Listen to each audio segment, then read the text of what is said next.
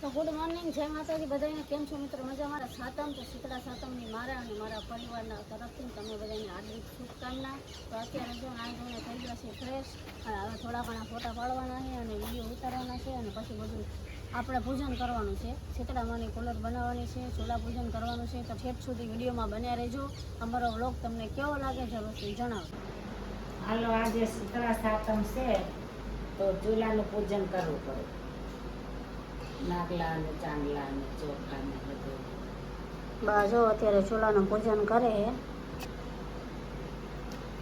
આજે શીતળા સાતમનું ચૂલાનું પૂજન બા કરે છે. હજી શીતળા માની પ્રસાદી બનાવવાની છે. ખબર? હા, એ બધું કરવું પડે. તો હવે જો નાગલા બનાવ્યા, નાગલા પણ ચડાવવા પડે. કાબા? હા, એ બધું ચડાવે. શીતળા નાગલો હા, એ રીતે શણગારવાનું. માતાજી જો આવી રીતે ચૂલાનું પૂજન કર્યું છે બાએ. તો હવે જો બા ચૂલાનું પૂજન કરે છે આવી રીતે. થોડા લીટીને એને બધું નાગલા અને બધું ચાંદલા ને બધું કરવું પડે. હા, જો આખો ચૂલો બા લીટી નાખશે, પછી નાગલા ચડાવવાના પૂજન. આ શીતળામાં આવે તો તે હા, આપણે વાર્તા પણ કરવાની તો છે. ગામડામાં આવું હોય. વાર્તા કરવાની ચાલુ એવી રીતે જે બની ગઈ કરે તો ને. તો જો આ નાગલાને બધું લઈ આવવાનું, આ બધું કરવાનું પૂજન. ચૂલો સરસ લેતી ને અને આપણે ચૂલાને ચાંદલાને પૂજન કરી દઈશું. શીતળામાને રક્ષા કરે બાળકોની. માતાજી ભગવતી.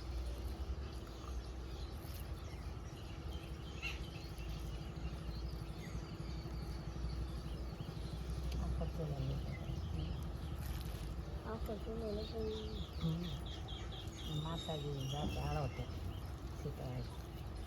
નહીંતર આમાં બે તો રહી જાય ને તો કપાઈ ના થઈ જાય.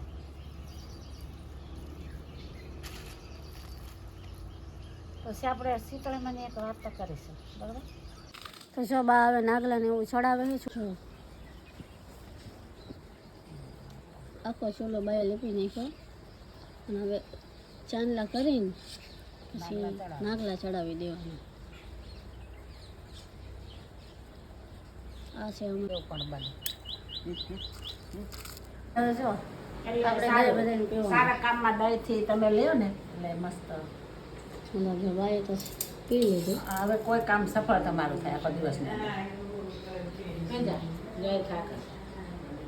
આવું બધું ગઠિયાઓની કહેવત છે. હા, દહીંથી શરૂઆત કરો ને તો શુભ દિવસ થાય. જય માતાજી. એટલે હવે થોડી વાર માટે રમવાનું છે આપણે પતે. એટલે એમ કે બધાને ઘર ઘરના બધા અત્યારમાં હવે થોડીક વાર રમશું બધાય પતે. કેમ કે સાતમનું આઠમનું વ્રત કરવું પડે, એટલે આપણે તો હમણાં ચાલુ કરી દઈશું. તમે પણ બધાએ ચાલુ કરી દેજો. બાએ કુલર બનાવવાની શરૂઆત કરી દીધી છે શીતળામાની, અને પછી આપણે વધેરવા જવાનું છે. કાબા? તો જો બાએ ગોળ લઈ લીધો છે, અને થોડુંક એમ કે શાસ્ત્ર પૂરતું બનાવવાનું છે માતાજીની પ્રસાદી. એટલે બાએ શરૂઆત કરી દીધી છે બનાવવાની ચાલુ.